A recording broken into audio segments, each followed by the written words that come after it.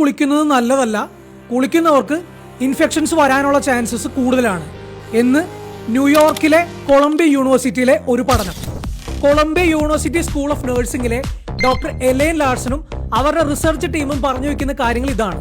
നമ്മൾ ഡെയിലി 1-2 അല്ലെങ്കിൽ അതിൽ കൂടുതലോ വട്ടം കുളിക്കുമ്പോൾ നമ്മുടെ സ്കിന്നിലുള്ള എസെൻഷ്യൽ ഓയിൽസിന്റെയും നമുക്ക് ഗുണകരമായിട്ടുള്ള ബാക്ടീരിയയുടെയും ലെവൽസിൽ വ്യത്യാസം വരും.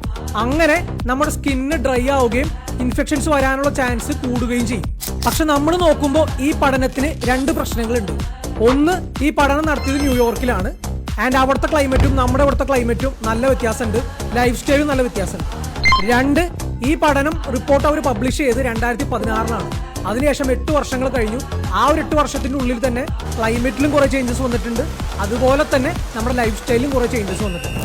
എന്തായാലും ഡെയിലി 3, 4, 5 വട്ടം കുളിക്കുന്ന നിങ്ങളുടെ ഫ്രണ്ട്സിനും അതുപോലെ തന്നെ മാസത്തിലും കൊല്ലത്തിലും ഒരിക്കലും മാത്രം കുളിക്കുന്ന നിങ്ങളുടെ ഫ്രണ്ട്സ് ഉണ്ടല്ലോ, ഈ 2 ഗണത്തിലുള്ളവർക്കും ഈ വീഡിയോ ഷെയർ ആക്കാൻ നിങ്ങൾ മറക്കണ്ട.